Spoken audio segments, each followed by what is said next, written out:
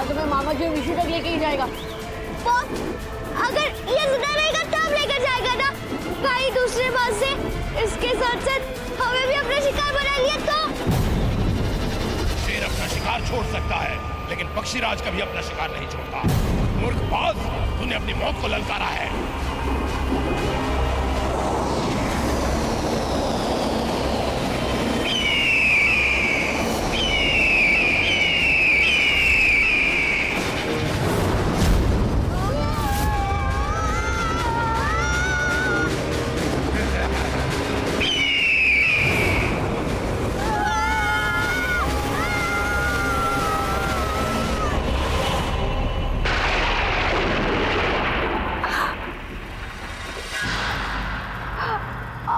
आऊ, आऊ, कैसी हालत बना दी है मेरी आऊ की।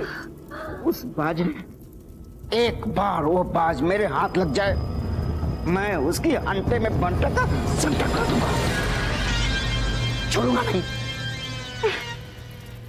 गुरुकाल, आपने मुझे ऐसे जाहिल जंगली बाज के साथ कैसे भेज दिया? मुझे एक बात बताइए, क्या आपको नागिन की जान की कोई कीमत नहीं है? अरे ऐसा नहीं है नागिन, मुझे क्या पता था कि वो बेवकूफ बाज अभी को छोड़कर तुम पे हमला करेगा।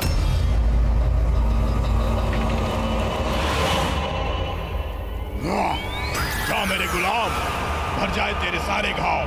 अब बता, अभी को कहां तू छोड़ आया? नहीं पता?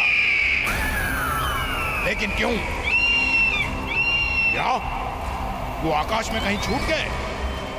कहां गिरे तुझे पता नहीं? ठीक है, तू थोड़ा आराम कर ले।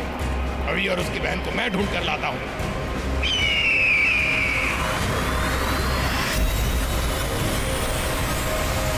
बेवकूफ बाज ने फिर गड़बड़ कर दी और माया खो गए।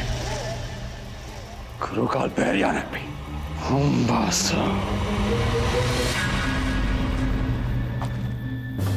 हम तो लक्की है बॉस, हम जा गिरे वहाँ घास फूस और पत्तों वाले पौधे थे, वरना अगर हम इतने ऊपर से गिरते तो अब तक तो हमारी हड्डियों का चूरन बन गया होता।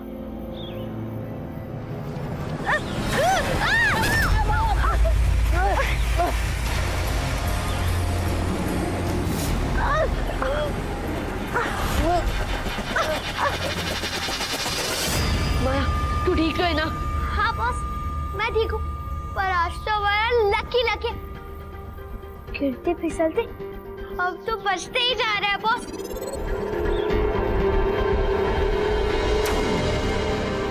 पर बॉस, वो क्या? वो तो कोई गुफा लगती है। हाँ माया, कोई बहुत बड़ी गुफा लगती है, उसमें जरूर कोई ना कोई रहता ही होगा। बॉस, विशु और बाबा जी को ले जाने वाला पंछी वही तो नहीं रहता? हाँ, हो सकता है, हमें सावधान रहना चाहिए। तो ऊपर तक पहुंचेंगे कैसे? चल माया।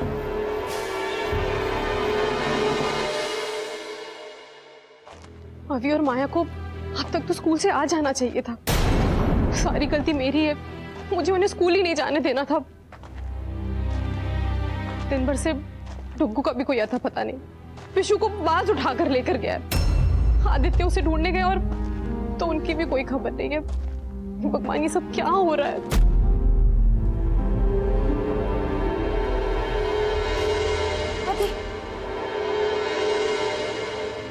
विशु का कुछ पता चला?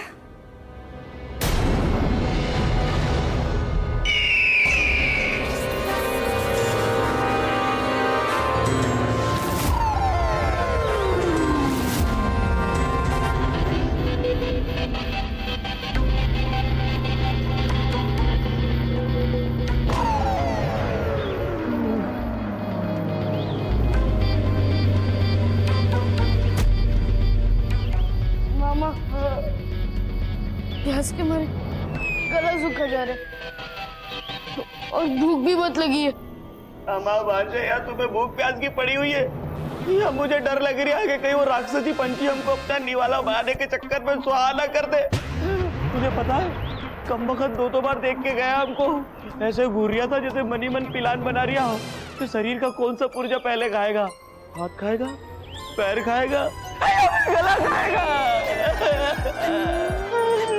हमारे तो मौत का कुआं लग रहा है मुझे, बाहर जाने का रास्ता भी सोच नहीं रहा है। और अब कोई हिम्मत बची है, चारों तरफ सिर्फ हड्डियां हड्डियां नजर आ रही है। और ये हड्डियां देख देख कर तो मेरी खुद की हड्डियां कांप रही है। देख बेटा विशु, तुझे हड्डियां नहीं नजर आ रही, देख।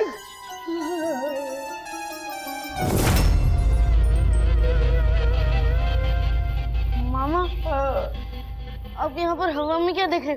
बस बेटा परलोक की सीढ़ी देख रहा हूँ अब तो मैं। ऐसा लग रहा है जैसे ऊपर वाला हमको ऊपर से आवाज लगा रहा है कि धरती के पुत्रों ऊपर आ जाओ। मुझे तो लग रहा है मुझे स्वर्ग ही मिलेगा बेटा।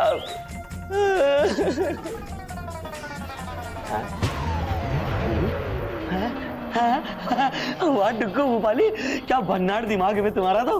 अरे बेटा तुम गर्व करोगे अपने डुग्गू मामा पे, ऐसा भन्नाट आइडिया आया है।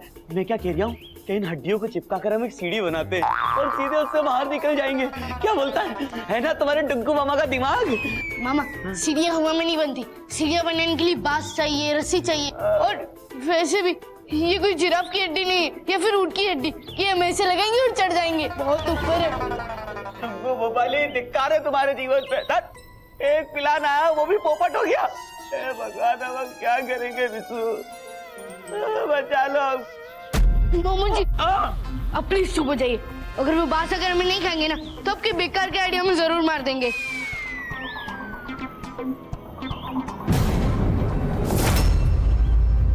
मामा एकदम फर्स्ट क्लास आइडिया आया है। क्या? ऊपर देखो, बेल दिख रही है, उसको पकड़ के मैं ऊपर चला जाऊंगा, फिर मैं आपको भी निकाल सकता हूँ, है ना? वो तो ठीक है पर वो बहुत ऊपर है। हाँ वो तो है। मामा जी मैं आपके कंधे पे चढ़ूंगा, आप खड़े होना, फिर मैं उस तक पहुंच सकता हूँ। ठीक है जल्दी चलिए मामा जी, नहीं तो वो बाज आ जाएगा। कंधे पे रखना था। संभल के। इतना वजन है बेटा तुझ में। आज डुग्गू भोपाली बाज से नहीं भाजे के वजन से मरेगा। चल बेटा जल्दी, वरना तुम्हारे बाबा ऊपर चले जाएंगे।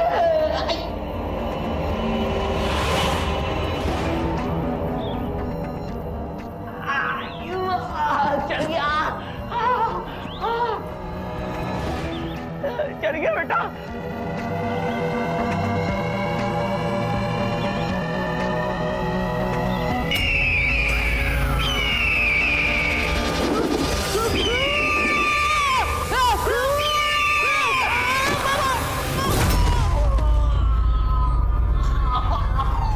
मामा अब ठीक तो है? नहीं मैं स्विमिंग पूल में नहा रहा हूँ।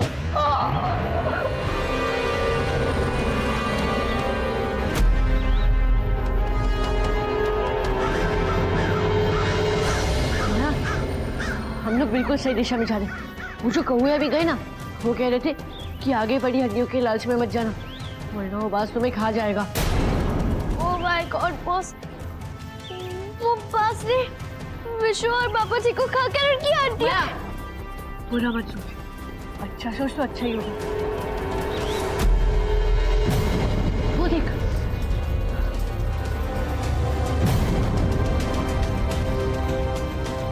चल अब हमें इस बिल के सारे ऊपर चढ़ना चाहिए। ठीक है चल।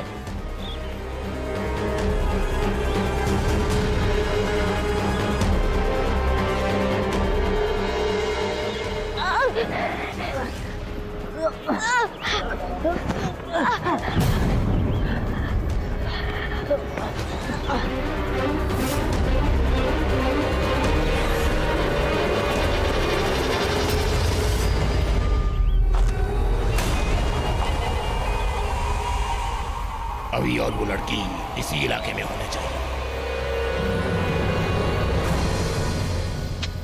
एक तो इतनी मुश्किल से नीचे से ऊपर चढ़ के आए थे और आगे जाने का कोई रास्ता ही नहीं है। अब चल अभी यहाँ से।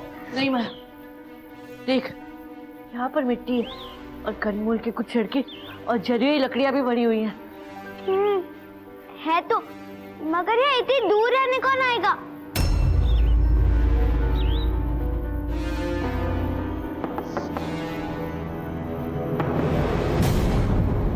अरे देख, इसमें से मटके जैसी आवाज आ रही है। मुझे तो लगता है इसके अंदर कोई सुरंग है और हो सकता है उसमें कोई रहता हो और भवानी मदद कर दे।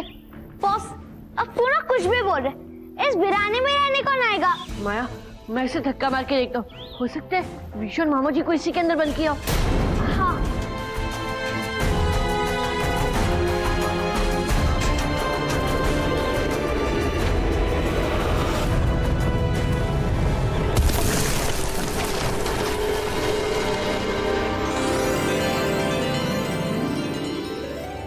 चल माया।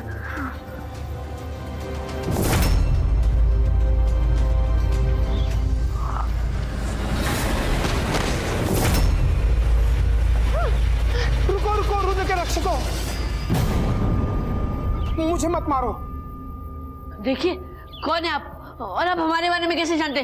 जल्दी बता दीजिए वरना। डरो मत, मुझे बरसों से तुम्हारा इंतजार था कि तुम लोग आओगे और तुम हमें खा लोगे।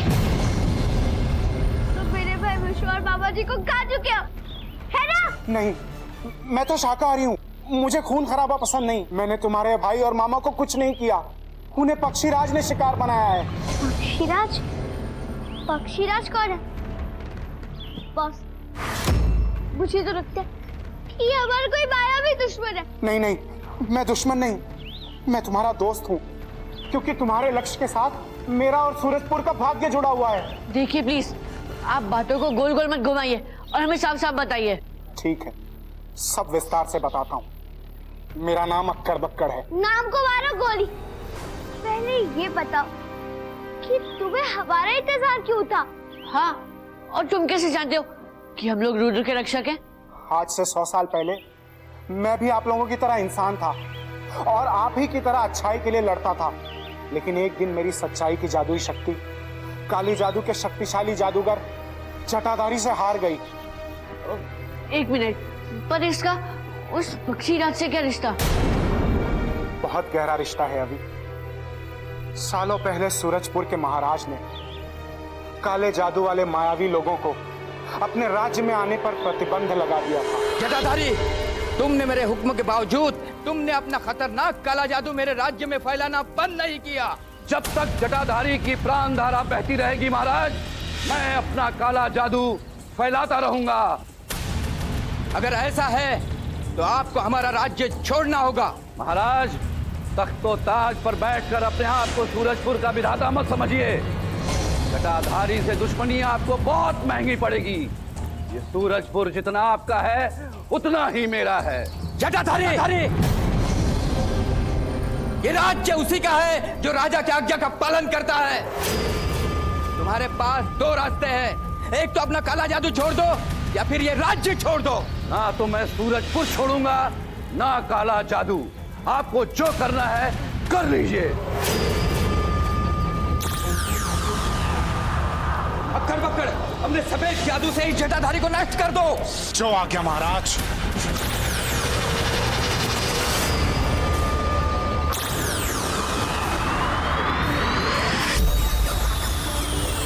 सूरजपुर राज्यम सुरक्षा हेतु जटाधारी सीमा पार गच्चा गच्चा ओम स्वाहा।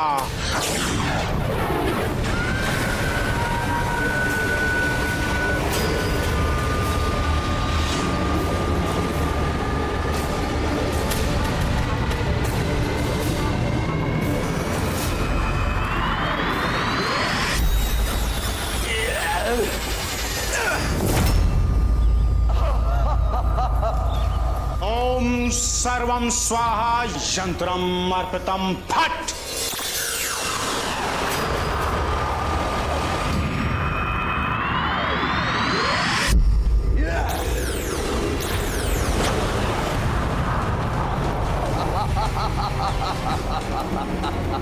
ओम सर्वम स्वाहा यंत्रम अर्पितम फट।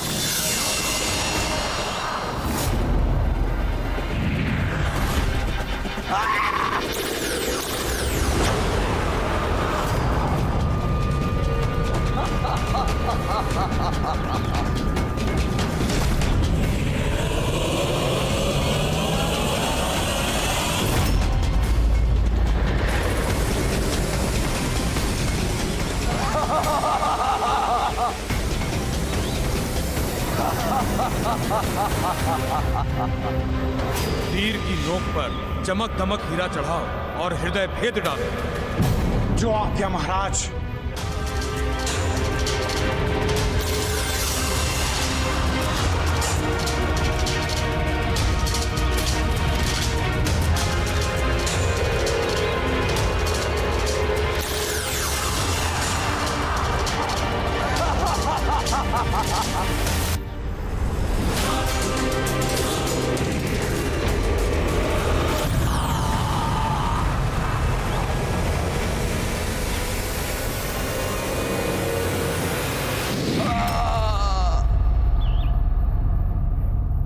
अनर्थ, महान अक्कड़ बक्कड़, ये तुमने क्या किया? चमक धमक हीरा अविनाशी है, तुमने उस हीरे को जटाधारी के शरीर में ही रहने दिया। क्षमा करिए गुरुदेव, मैं अभी अपने खंजर से इस हीरे को निकालता हूँ। अब बहुत देर हो चुकी है, विधि का विधान बदल चुका है। अब ना वो अविनाशी हीरा निकलेगा, ना ही खत्म होगा। चमक धमक हीरे में किसी को भी 100 वर्षों के बाद फिर से जीवन देने की शक्ति है। 100 वर्षों के बाद जटाधारी पक्षीराज बनकर फिर आएगा और अपने इस जन्म का बदला सूरजपुर से लेगा।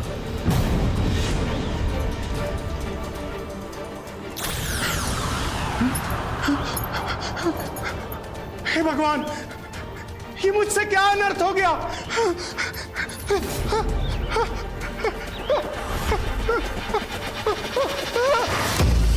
गुरुदेव, ये कैसी माया है?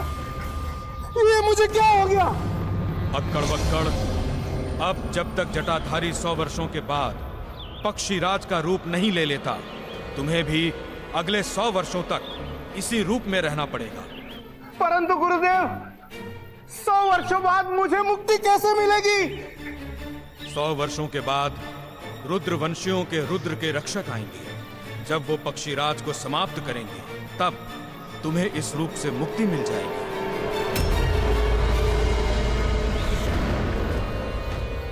अक्कड़ बक्कड़, जटाधारी की जीवन धारा सिर्फ रुकी है, समाप्त नहीं हुई है।